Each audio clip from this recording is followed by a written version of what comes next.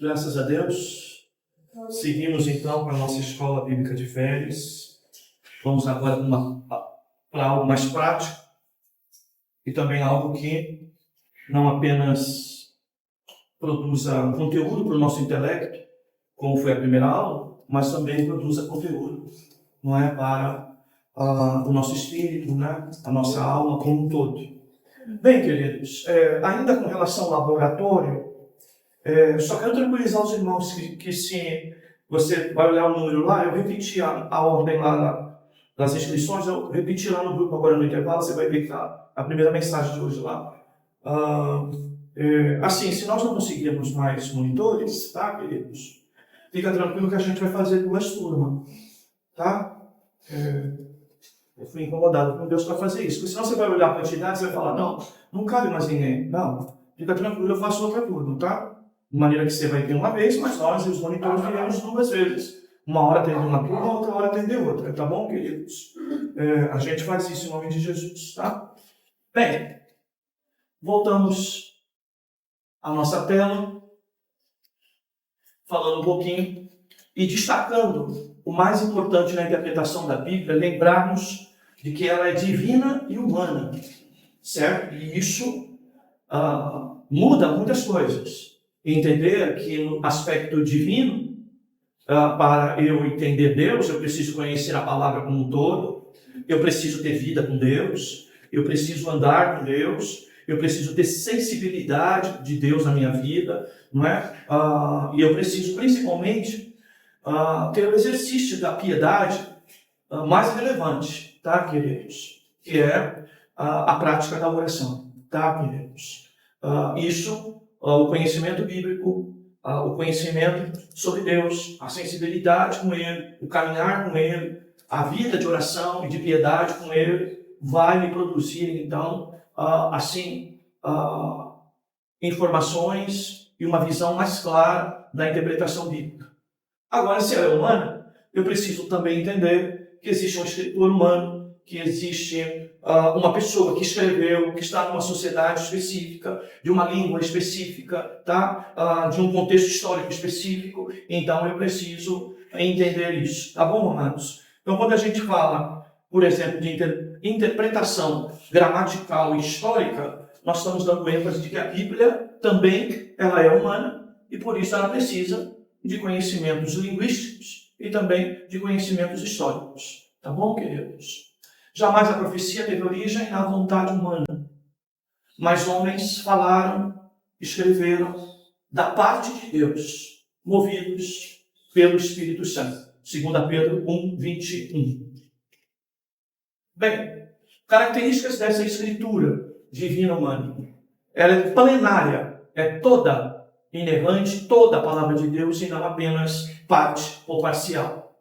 Ela é dinâmica e não mecânica, há uma cooperação. Ou seja, a Bíblia não é ditado. Tá? Deus não chegou e ditou para os homens escrever. Não, isso é dinâmico. Tá? Então, se fosse ditado, seria mecânico. Tá, queridos? Mas há uma cooperação, tá, queridos? 3, ou seja, não despreza características humanas por ser a palavra de Deus. Tá? Então, há a junção das 2 coisas. 3, verbal.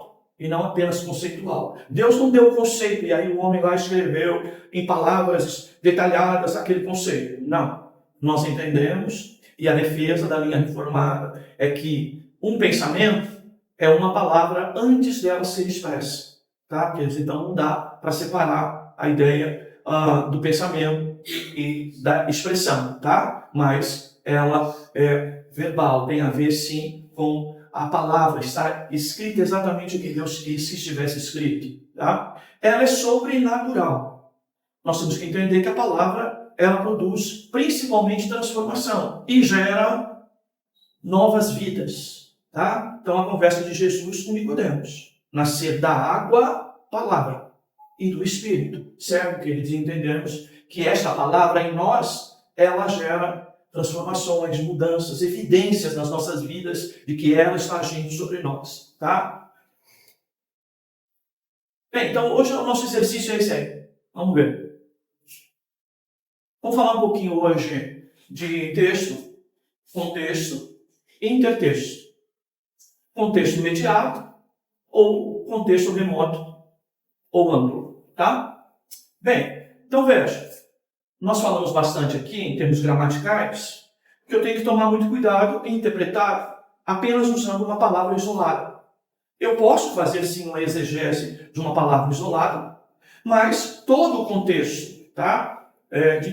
Desse texto ou até dessa palavra, ele precisa ser ampliado para que eu possa entender melhor uma palavra que não é solta, mas como vimos na aula do primeiro horário, ela é intercalada, ela faz parte de uma questão, de uma construção que nós chamamos de orgânica, tá bom, queridos? Então, essa é a ideia, tá? Bem, então eu tenho o texto, eu tenho um contexto que pode ser imediato, não é? O que está mais próximo, às vezes, já me esclarece o texto. Há outros que eu preciso caminhar, não só capítulos, mas eu preciso caminhar 2 capítulos, 3 capítulos. Não é apenas um versículo para cima e alguns versículos para baixo, mas eu preciso ampliar isso até a ponto de ir no capítulo anterior, 2 capítulos anteriores, 3 capítulos anteriores, e tem situação até que eu tenho que ir no livro todo para entender um texto, para dar a ele o sentido exato que o escritor quis dar, tá, queridos? E o intertexto. E que é o intertexto é quando eu aprendo a ler o texto intercalando com os outros. Porque às vezes,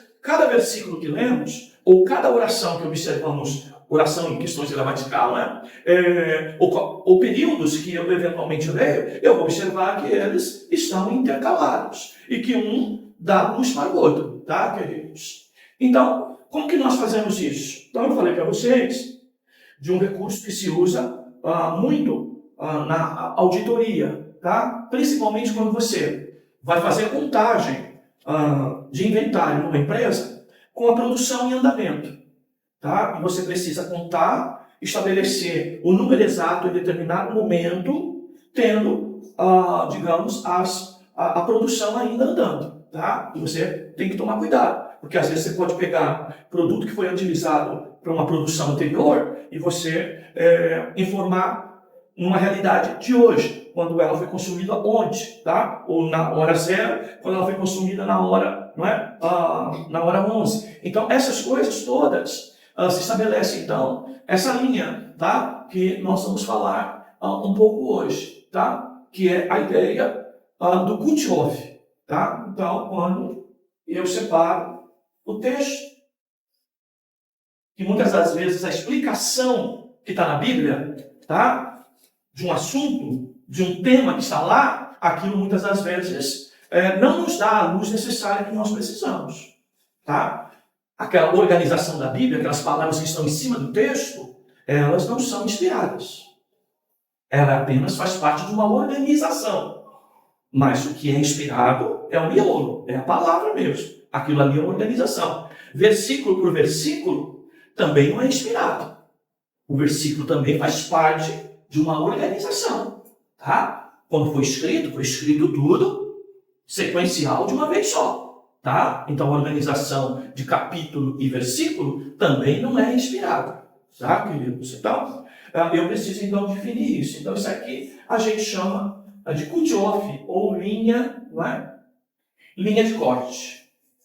Eu vou procurar até onde aquele assunto que está, por exemplo, aqui, um versículo, 2 versículos ou 3 que eu li aqui, aonde que ele realmente começa.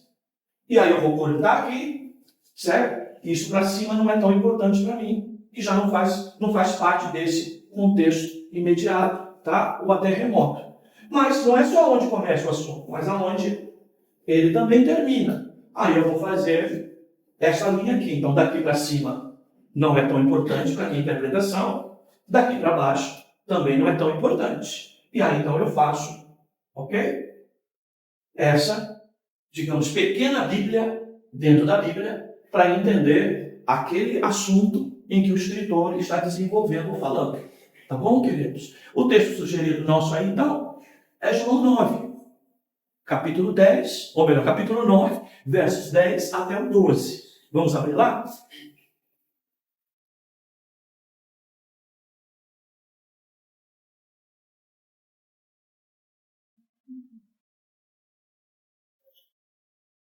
João 9, versos 10, 11 e 12. Ali na tela você vai ter na linguagem de hoje, tá? Diz lá. Você vai ver aqui uma sequência de um diálogo, não é? De uma conversa. Como é que agora você pode ver? Perguntar. Ele respondeu. Na outra linha, parágrafo, outra versão. Lembra disso? Na outra linha, parágrafo, outra versão. Teve uma pergunta? Na outra linha, parágrafo, outra versão. Voltando para a escola, hein, gente? Valéria, lembra? Lembra. Como lembra, né? E vai me dar uma travessão na cabeça no final, só por causa disso. O homem chamado Jesus respondeu, né? Fez um pouco de lama, passou a lama nos meus olhos e disse: vá ao tanque de Siloé e lava o rosto. Então, eu fui, lavei o rosto e fiquei vendo. Onde está esse homem? Parafraseando, que lavou teu rosto e que foi a razão e a causa para você, não é? Ser curado. Eles perguntaram: onde está esse homem? A resposta: não sei, respondeu ele. Tá? Então aqui está o texto. E agora o exercício para você é... Bem, CTREC que vão lembrar que eu já dei esse assunto em CTREC, tá? Esse exercício. Mas olha só, tá? Aonde começa e aonde termina o assunto. Aonde você vai fazer a linha de corte e que obrigatoriamente vai levar você a ler todo o texto, tá? Desde aqui até aqui, para entender o verso 9 a 12, ou melhor, do 10 ao 12, do capítulo 9, não é? De João. Vamos ouvir. Eu dou um tempo, pode ficar tranquilo. Depois o Carlos dá uma ajeitada aí na edição. Dou um tempinho para vocês. 9:1? Quando eles vão questionar sobre os de nascença. Quer ler para nós o 9:1? Passando Jesus viu um homem cego de nascença. Ok. Valéria disse 9:1. Veja Valéria. Veja ver.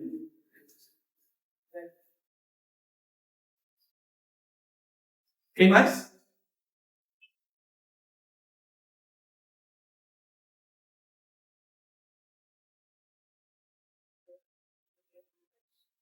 Professora Cláudia? Eu acho que quando ele pergunta como que abrir os olhos. Verso? 10. O 10? Começa aí mesmo? Isso. 9 e 10. E perguntaram-lhe: então, como os teus olhos foram abertos? Então, 9, 10, a linha de corte. A inicial, né? Vocês estão falando, né? Isso. Aqui da irmã Cláudia. Quem mais? Deixa eu ver quem está escondido aqui. Está fazendo o que aí, né? Se escondendo vai atrás da coluna.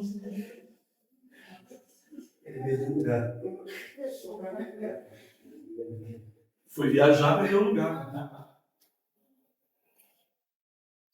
Mas ninguém? Não, espera, eu sei que é um pouquinho mais complexo, né? Tem que esperar um pouquinho, né? Sou muito impaciente, né? Eu espero.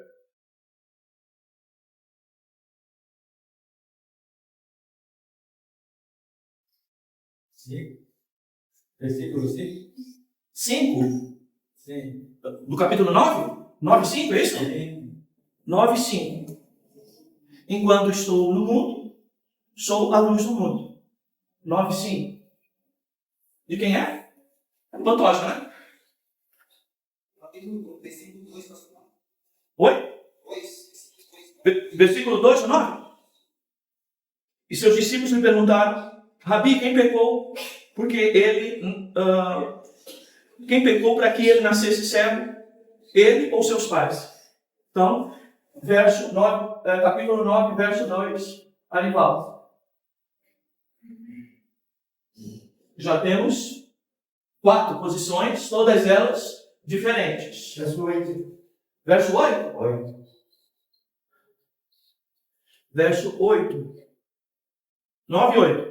Então os vizinhos e os que antes o tinham visto, quando mendigo, perguntaram: não é ele que se sentava para mendigar? Verso 8, 9 e 8. O homem do pão.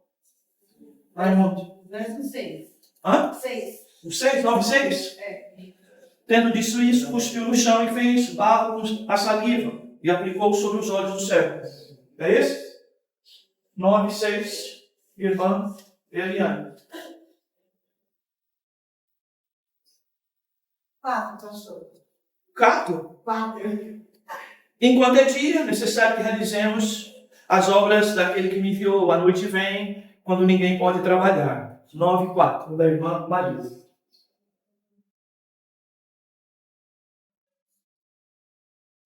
Um, 2, 3, 4, 5, 6, 7. Tudo diferente. Bem, amados. Posso ir, né? Então vamos lá. Vejam, queridos. Vou lembrar os irmãos. Para eu definir contexto, eu preciso entender onde o texto realmente começa, ou que textos anteriores e depois influenciam a compreensão do texto que eu estou lendo, do versículo que eu separei, ou daquilo que a gente pode chamar até de coração da mensagem. Eu tenho um coração ali, mas esse coração foi influenciado, não é? Por outras partes do texto. Tá? Bem, primeiro eu preciso entender um pouquinho de Bíblia. Lembra que eu falei para vocês? E para entender um pouquinho de Bíblia, eu preciso entender que as curas, os milagres, os sinais operados por Jesus nos evangelhos, eles na verdade não são milagre pelo milagre. O objetivo principal não é o milagre, digamos, físico, tá? Mas de que Jesus também utiliza, não só de parábolas, mas ele usa também os milagres para ensinar. Tudo que está escrito e foi escrito para o meu ensino. Não foi isso que nós lemos no texto? Tá? Então, Jesus ensina usando milagres. Tá? E todas as vezes que Deus opera um milagre na minha vida ou na tua, mais do que nos curar, digamos assim, da enfermidade, Ele quer nos ensinar uma verdade bíblica eterna e importante. Nós não somos daqueles que recebemos o milagre e ficamos só com o milagre. Lembra que Jesus vai dizer lá em João 6, eles não compreenderam o milagre da multiplicação dos pães. Milagre é para entender, porque existe um ensino nisso. E Jesus usa os milagres para nos ensinar. Então tem a pedagogia de Jesus. Ele ensinava por parábolas, mas ele ensina também pelos milagres e pelos sinais. Tá? Bem, se ele nos ensina, o que ele quer nos ensinar de principal aqui quando eu leio o texto? Tá? Para eu compreender bem esse texto, eu preciso entender que o milagre é apenas um recurso para eu entender uma doutrina, um ensino, uma mensagem. Tá? Um princípio eterno.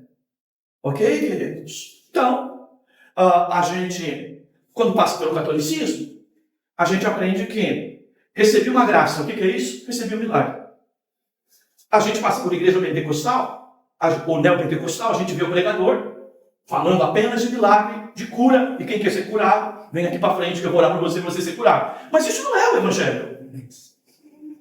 O Evangelho é aprender de mim, que sou manso e humilde de coração, e encontrareis descanso para a vossa alma.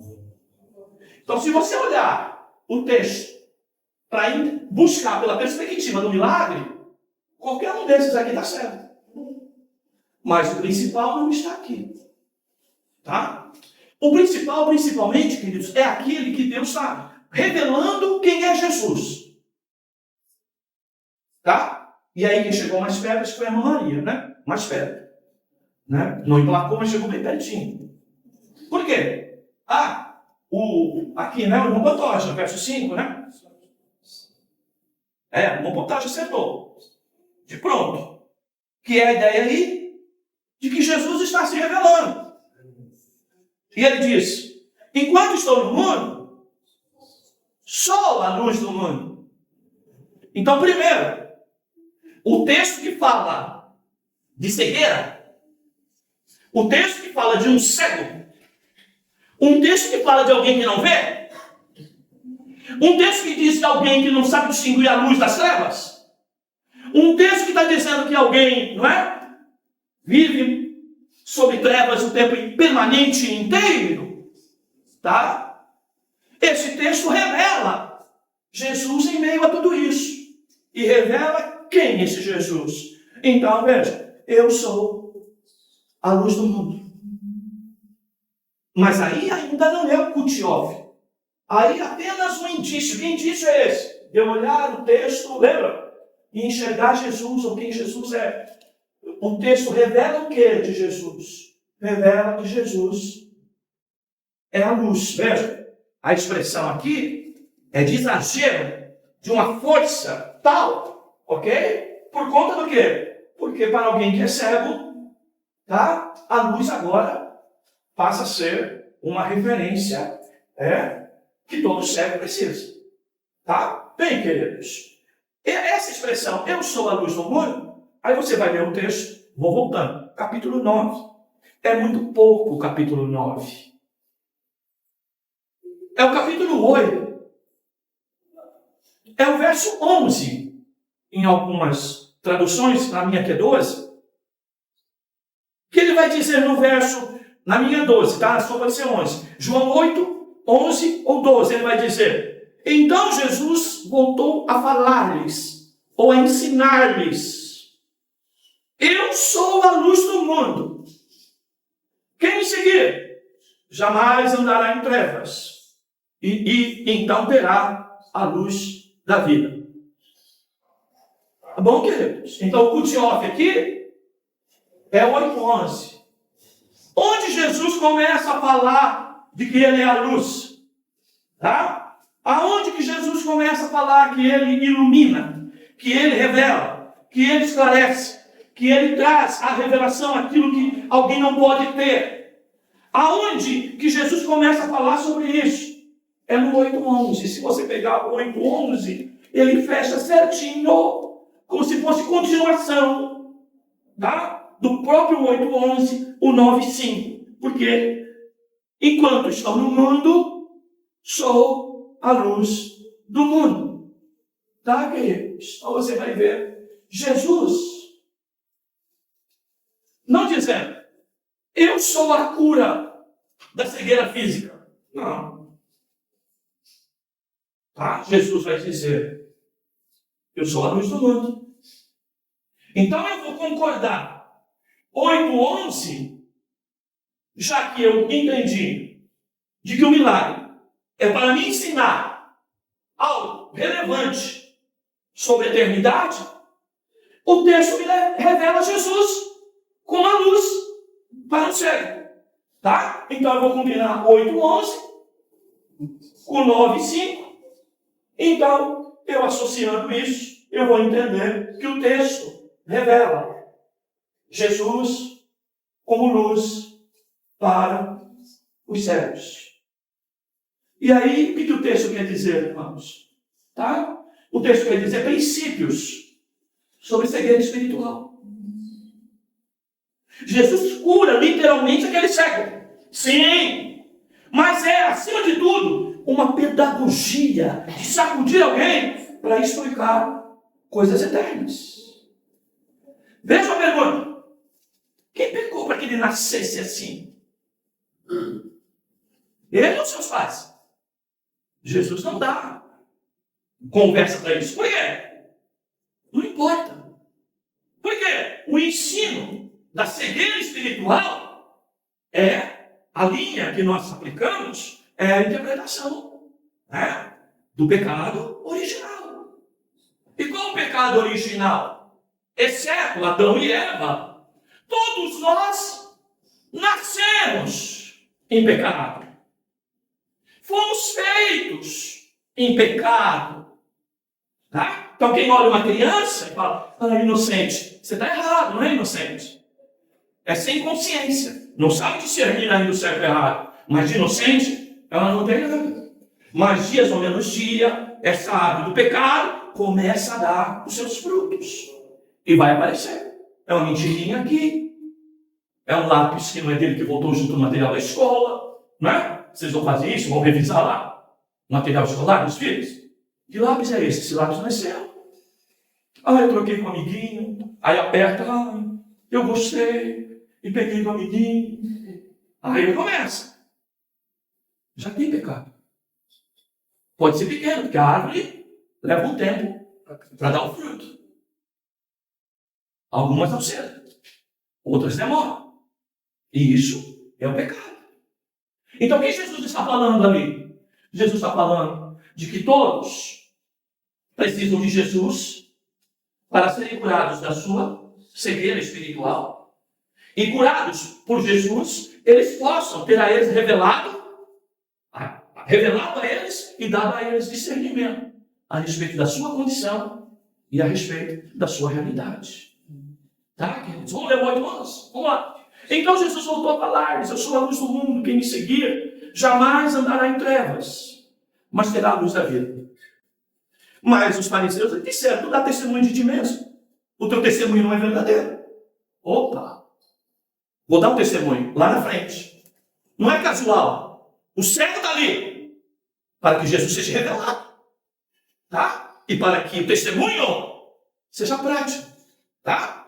Jesus diz no 14, Jesus respondeu: ainda que eu dê testemunho de mim mesmo, o meu testemunho é verdadeiro, porque sei de onde vim e para onde vou. Mas vós não sabeis de onde vem, nem para onde vou. Vós julgais segundo o pensamento humano, segundo a carne. Mas eu não julgo ninguém. E mesmo que eu julgue, o meu julgamento é verdadeiro, porque não estou sozinho, mas com o Pai que me enviou. Ele invoca então o Pai, não é? Como testemunho. A nossa lei, na vossa lei está escrito que o testemunho de 2 homens é verdadeiro. Eu dou testemunho de mim mesmo, e o Pai que me enviou também dá testemunho de mim. E eles perguntaram: onde está teu Pai? Jesus respondeu: não conheceis a mim, nem a meu Pai. Se conhecesseis a mim, também conhecereis meu Pai. Aí a palavra conhecer está ligada à luz. Tá? Aquela ideia da luz, do conhecimento, do eureka, da descoberta. Tá? Jesus proferiu essas palavras perto da caixa das ofertas, quando ensinava no templo. Mas ninguém o prendeu, porque a sua hora ainda não havia chegado. E Jesus lhe disse outra vez: irei embora e me procurareis, mas morrereis no vosso pecado. Para onde vou, não podeis ir. Vejam Jesus falando sobre eternidade. E os judeus diziam: será que ele vai suicidar-se? Pois diz: para onde vou, vós não podeis ir. Tá? Mas ele lhe disse: vós sois daqui e de baixo, eu sou lá de cima. Vós sois deste mundo, eu não sou daqui. Tá? Por isso ele vai dizer lá: enquanto eu estiver aqui, eu sou a luz do mundo. 24. Por isso que morrereis em vossos pecados. Olha só. A cegueira, as trevas, em contrapartida à luz, está relacionando o assunto pecado. Jesus, que vem da vista, compreensão, entendimento, para que eu perceba que sou pecador e que preciso da salvação que só Ele tem. Tá, queridos? Ou seja, ninguém pode enxergar a Jesus, a salvação, a vida eterna, se Jesus não curar-lhe da cegueira espiritual. Essa é a realidade. Então, se nós estamos aqui, é porque Ele nos convenceu disso. Ele revelou isso a nós. Tá? Ele revelou que Ele é a luz. Em contrapartida, revelou que nós somos cegos. Lembra da palavra? Revela Deus. Revela eu. Revela Deus. Revela eu. Tá, queridos? Aí ele diz mais. 25. Eles então lhe perguntaram: quem és tu? Jesus lhes respondeu: exatamente o que venho dizendo que sou. Mas eles estão cegos. Tenho muitas coisas para dizer e julgar sobre vós, mas aquele que me enviou é verdadeiro, e o que dele ouvi, isso fala o mundo. Mas eles não perceberam que lhes falava do próprio Pai. Jesus prosseguiu: quando tiveres levantado o Filho do Homem, então sabereis que eu sou, e que nada faço por mim mesmo, mas falo como o Pai que me ensinou. De que Jesus está falando? De que essa luz, para mudar as trevas da mente humana, do coração humano, da vida humana, ela ia acontecer em que momento? Na sua morte sacrificial. Quando ele for levantado, está falando aí da cruz. Tá? Então, está falando disso. Jesus aponta o Calvário. E aquele que me enviou está comigo. Não me deixou só. Faço sempre o que lhe agrada. Falando essas coisas, muitos creram nele. Jesus dizia aos judeus que havia crido nele: se permanecerdes na minha palavra, sereis verdadeiramente meus discípulos. E aí então, vocês conhecerão a verdade. E a verdade vos libertará. Ou seja, essa cegueira, essas trevas, essa falta de iluminação e revelação transformam vocês em escravos do pecado. Ok, queridos? Então, essa é a ideia. Bem, amados, eu vou pular outro texto. Você pode ler que vai falar sobre verdade, sobre mentira. Por quê? Porque quando a luz de Deus vem, as trevas vai representar a mentira e a luz, que é Cristo, vai representar a verdade. Quem está em trevas pode confiar numa série de mentiras para a sua salvação. Só a luz pode produzir a verdade, que é a pessoa de Cristo. Tá, queridos? Aí ele chega no 9. Passando. Depois de todo esse ensino, que ninguém parece que entendia nada, só alguns que creram aí. Passando, então, pelo céu de nascença. Tá? Jesus vai explicar no milagre aquilo que acabava de pregar. Tá? Por quê?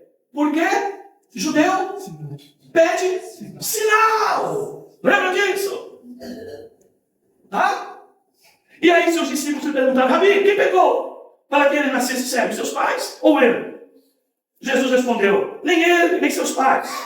Mas isso aconteceu para que nele se manifestassem as obras de Deus. Mas ele nasceu, cego. Ou seja, em pecado. Tá, queridos? Então, se foi pai, se foi ele, tá? Aí é indiferente. Tá? O pecado ele nasce junto conosco. Tá? Enquanto é dia, necessário que realizemos as obras daquele que me enviou. A noite vem, quando ninguém pode trabalhar. Enquanto estou no mundo, sou a luz do mundo. Tá, queridos? Aí veja o verso 12. Olha a pergunta. Onde está esse homem? Perguntar. Não sei. Respondeu ele.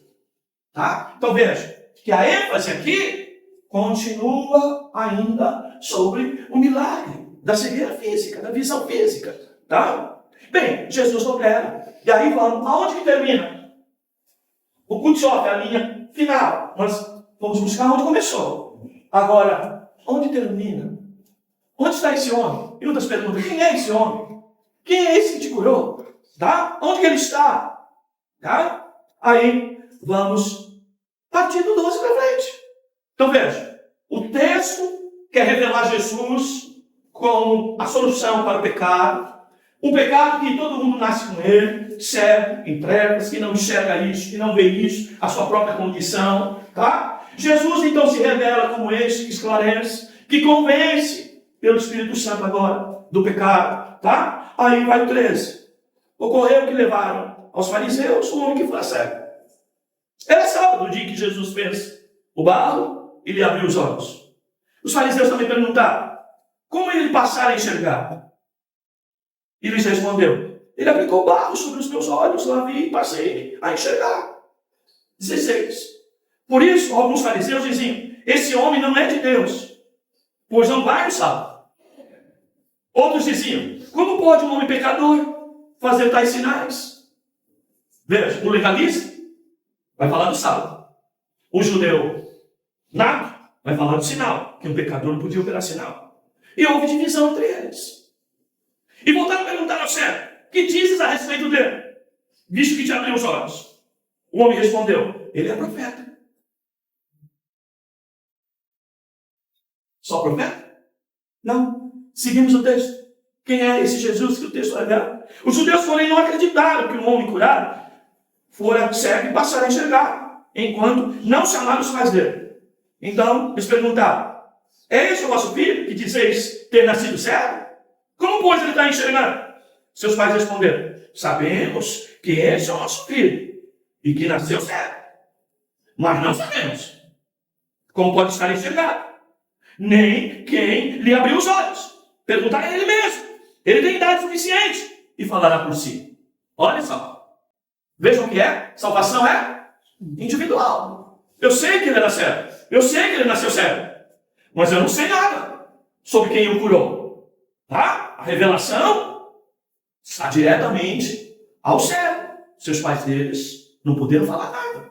Nós não podemos falar nada sobre a salvação dos nossos filhos. Tá? Nós só podemos dizer o que Jesus fez por nós. Mas eles também precisam ter essa mesma convicção do que Jesus vai fazer por eles. E faz por eles. Tá? Seus pais disseram. Isso por medo dos judeus 22. Que já haviam combinado que se alguém confessasse que Jesus era o Cristo, seria expulso da sinagoga. Olha só. Olha o religioso aqui. Olha o cego, mais cego de todos os cegos. Ele quer encobrir quem é Jesus. Tá? 23. Por isso seus pais disseram, ele tem idade suficiente, pergunte a ele mesmo. 24. Então chamaram pela segunda vez o homem que fora cego e disseram, dá glória a Deus. Nós sabemos que esse homem é pecador. Ele respondeu, se é pecador, eu não sei. Uma coisa sei, eu era cego e agora estou enxergando. Olha só. Eles me perguntaram, o que ele te fez? Como te abriu os olhos? Ele respondeu, já vos disse, mas não quiseste ouvir. Porque então quereis ouvir de novo. Acaso também quereis tornar-vos discípulos dele? Olha só. Olha só a dificuldade do religioso de aceitar que Jesus é o Cristo. Tá? Quantas vezes você prega para alguém? Mas eu já disse quem é Jesus para você. Você está me perguntando de novo? Tá, irmãos? Não entendeu. Não creu. 28. Então o insultaram e disseram, discípulo dele és tu. Nós, porém, somos discípulos de Moisés. Sabemos que Deus falou a Moisés, mas este não sabemos de onde vem. O homem lhes respondeu, isto é de fato surpreendente. Não sabeis de onde ele vem, mas ele me abriu os olhos. Sabemos que Deus não atende o pecador, mas se alguém for temente a Deus e fizer a sua vontade, ele atende. Desde o princípio do mundo, nunca se ouviu de alguém que abrisse os olhos ao cego de nascença. Ah, irmãos, quem só pode abrir os olhos espirituais é a pessoa de Jesus Cristo. Ele está preparado desde a eternidade como Cordeiro de Deus que tira o pecado do mundo. Aleluia. Se ele não fosse de Deus, nada poderia fazer. Ele ainda continua acreditando que ele é um profeta. Então eles lhe disseram, tu nasceste totalmente em pecado e vens ensinar a nós, e o expulsaram. Olha lá. Imagina alguém que chega na igreja e que vem de uma origem terrível, envolvido com droga, com prostituição, já até matou, e de repente começa a falar de um Jesus que salva pecadores dos seus pecados. É a mesma reação que aqueles homens têm. 35, Jesus ficou sabendo que o haviam expulsado. Não é? E encontrando-o, perguntou-lhe, crês no Filho do Homem? Ele respondeu, quem é ele, Senhor, para que eu nele creia? Olha só. Aí Jesus, então, não apenas o curou fisicamente da cegueira, mas de maneira clara, abre os seus olhos espirituais para que ele creia e se revela a ele. Tá, queridos? É a quem Cristo quiser se revelar. Aleluia. E ele se revela àquele homem. E Jesus lhe disse, tu já ouviste. É ele que está falando contigo. E aí disse o homem, eu creio, Senhor. E aí fez aquilo que só Deus pode receber, a adoração.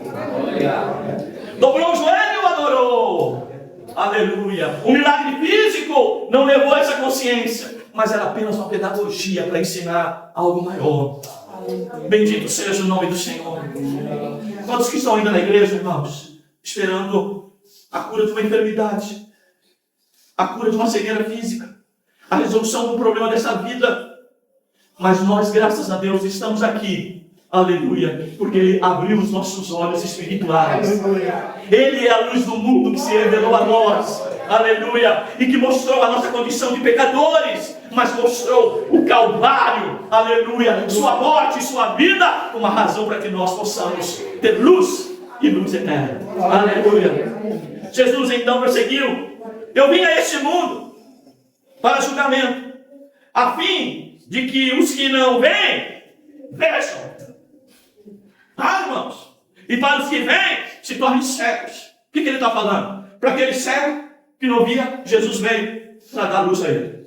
Para aqueles que se achavam entendidos, achavam os especialistas da lei, aqueles que se achavam, né, os príncipes da lei, que acham que conheciam muitas coisas. Jesus então agora vinha e endurecia-os e acrescentava a eles ainda mais cegueira. Porque Jesus veio para dois. É o nosso livro. Amor para salvação, mas também ira para condenação. Tá, queridos? Aqueles que pensam que são, Jesus vai dizer que não são. E aqueles que dizem eu, ou aqueles que dizem não são, não sou, Jesus vai dizer, vocês são herdeiros da vida eterna. Aleluia. Aleluia. Ou seja, para reconhecer Jesus primeiro, precisa começar com isso. Eu sou servo desde a nascença. Sou pecador desde a nascença. Mas Jesus se revelou como a luz para a minha salvação. Aleluia. Ouvindo isso, alguns fariseus que ali estavam com ele perguntaram, será que nós também somos cegos? Jesus lhes respondeu, se fossem cegos, não teríeis pecado. Mas como agora dizeis, nós vemos, então o vosso pecado permanece. Ou seja, se eu não reconheço a minha condição, eu permaneço nela. Porque Jesus, só Ele, pode iluminar o entendimento de pecadores e se revelar como Salvador deles. Amém, queridos? Somos monergistas. A nossa salvação 100% depende de Deus. Ele primeiro abre os nossos olhos. E aí, com os olhos abertos, nós vamos responder. Esse é o Jesus Salvador da minha vida. Aleluia. Aleluia. Deus nos abençoe, queridos. É assim que interpreta a Bíblia. É um exemplo de interpretação, queridos. Que coisa linda. Aleluia. É quando a palavra fala no nosso coração de uma forma tão maravilhosa. Ó, irmãos, nós cremos em milagre. Tá, queridos? Mas eles são sinais que acompanham o salvo. Tá, queridos? Nós não buscamos sinal para ter fé. Aquele homem pediu sinal? Não, simplesmente Jesus disse. Fez a lama, passou nos olhos dele. Aonde que ele manifestou fé? Depois que Jesus tocou nele. Jesus disse, vai lá e lava no tanque de Siloé. Para quê? Pode ser outro tanque? Podia fazer que nem na mão? Podia dizer, não, tanque melhor? Não, ele simplesmente foi. Vejam a fé manifesta ali. Jesus disse, vai lá e te lava. Ele foi. E quando voltou, via. Aleluia. Bendito seja o nome do Senhor. Às vezes nós temos dificuldade até de entender como a fé se manifesta. Jesus poderia dizer, eu creio. Não, esse texto não fala isso. Jesus faz e manda ele fazer. Ok, querido? Jesus primeiro toca nele. E no fato de Jesus tocar, ele já estava vendo. Por quê? Porque a fé o levou até o tanque de Siloé. Ele foi lá e fez o que Jesus mandou fazer. É que nem nós aqui. Nós não cremos em Jesus? Cremos. E depois que cremos, o que a gente faz? Vai no tanque batismal e se batiza. Nós não estamos batizados e não estamos vendo depois que mergulhamos na água do batismo. Mas antes, quando a fé veio e a gente disse, eu quero me batizar. E fomos ao batismo. Aleluia. A fé, então, é manifesta em tudo isso. Tá bom, queridos? Por isso aqui, irmãos, eu de novo reitero. Eu sei que há clamor dessa igreja aqui por salvos, né? Na nossa casa, na nossa família, na nossa parentela. Sabe? O meu caso não é diferente de vocês também, queridos. Tá? Não somos só apenas filhos que às vezes estão longe do Evangelho e que conhecem a palavra. Eu tenho um filho mesmo que debate comigo de igual para igual com a palavra, mas está fora dela. Mas conhece ela. E a gente fica, muitas das vezes, chorando sozinho pela salvação desses. Entenda, meu irmão. Muitas das vezes, nós precisamos fazer o principal. O que é? Orar para que a luz se revele a eles. Aleluia. Quando Jesus diz, vem e segue-me, não tem conversa. Vou enterrar meus mortos. Não, deixa que os mortos enterrem seus mortos. Quanto a tu, vem e segue. Quando Jesus diz, vem, não há quem resista. Tá, queridos? Se foi Jesus, ele vem. Se Jesus se quiser revelar a ele, Jesus se revela. Então nós precisamos o quê, irmãos? É lógico falar de Jesus para eles. Mas principalmente o que, irmãos? Crer que Jesus, ao se revelar a eles, eles não terão mais qualquer tipo de argumento para ficar nas suas misérias e nos seus pecados. Eles se levantarão, irão até Siloé e se lavarão. Aleluia! E mostrarão que agora vem o Deus de tão grande salvação. Creia nisso, meu amado irmão, para a glória e louvor do nome do Senhor. Que Deus salve a nossa casa, nossa família, nossa parentela, nossos amigos, aqueles que estão perdidos em dias como hoje. Tem dia de maior cegueira do que esses? De carnaval? Não existe. Tá? Quantos, daqui a alguns dias, quantas moças vão saber que estão grávidas? Não sabem quem foi o pai. Irmãos. Quantos vão manifestar dependência de drogas depois desses dias? Que aceitaram alguma coisa da mão de alguém, sem saber o que estavam aceitando. Dia de cegueira. É esse mundo que está aí hoje, mergulhado na carne, que representa exatamente essa condição pecaminosa.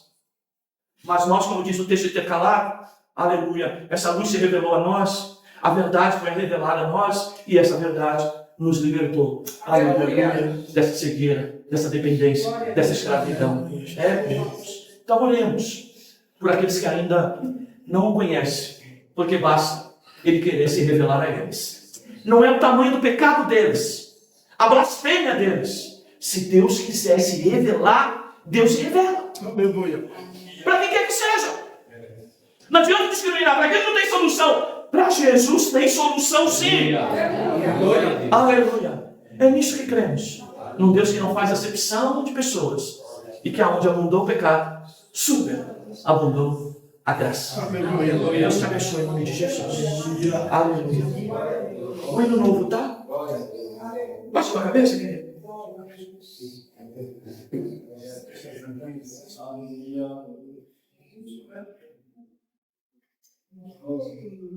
Reiteramos para os irmãos se inscreverem no canal do YouTube, dar like no vídeo, compartilhar, porque assim a mensagem é multiplicada e vai alcançar mais gente, tá, queridos? Faça esse serviço em prol do reino de Deus, em prol da boa palavra, tá? Você está evangelizando assim também, querido, tá?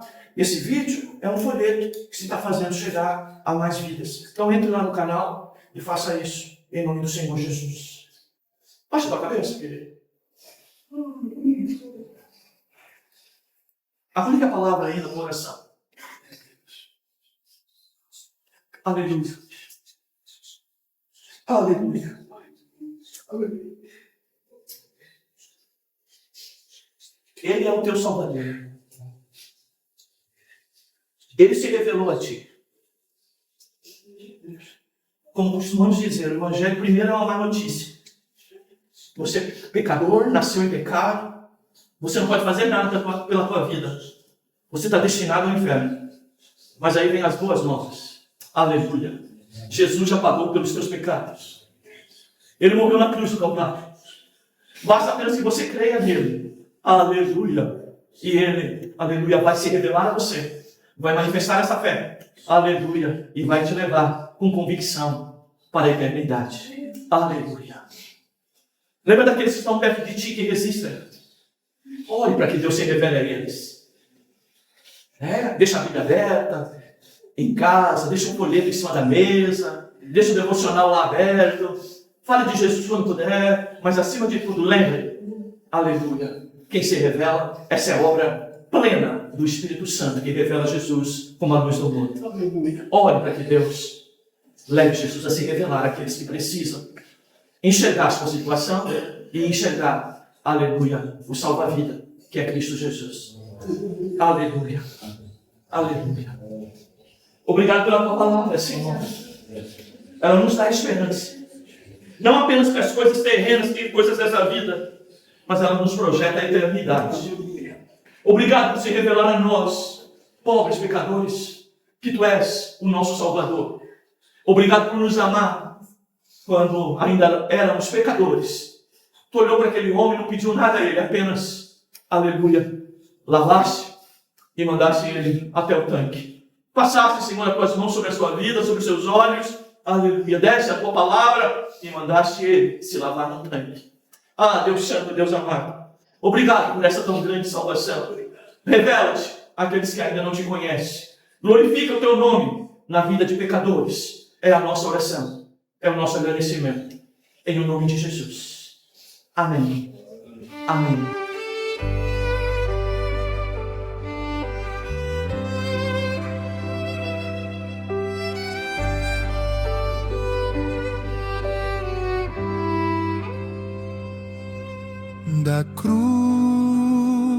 vem a esperança do sangue, a expiação. Meu coração se derrama, Senhor. Recordo a dor que por mim carregou,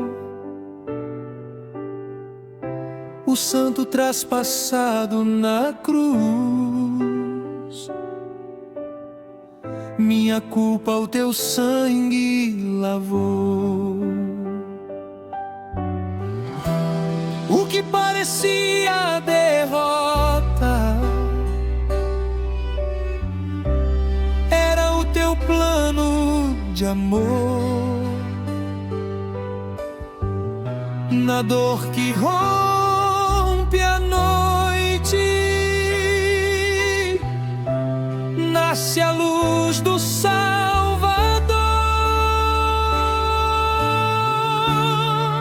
Na cruz vejo graça, no túmulo vazio, vitória.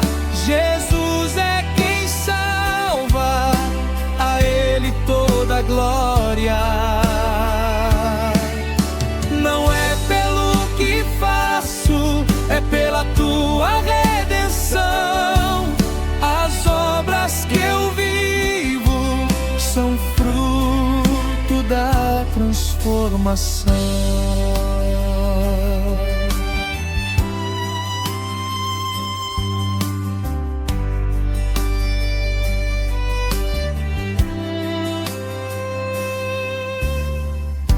Ó portas eternas, erguei-vos agora. Entra o Rei da glória, Senhor. A morte foi vencida ao amanhecer. Ele vive, Ele reina em poder. Da cruz ao trono eterno ressurge o Filho de Deus,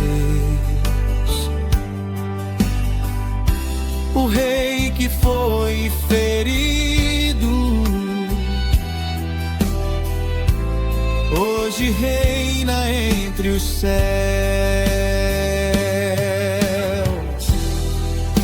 Da cruz vem a vida, da graça o perdão. Caminho contigo, habita em meu coração.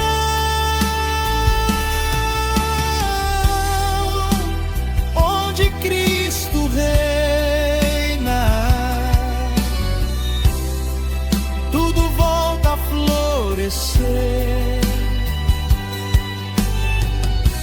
Minha vida é tua,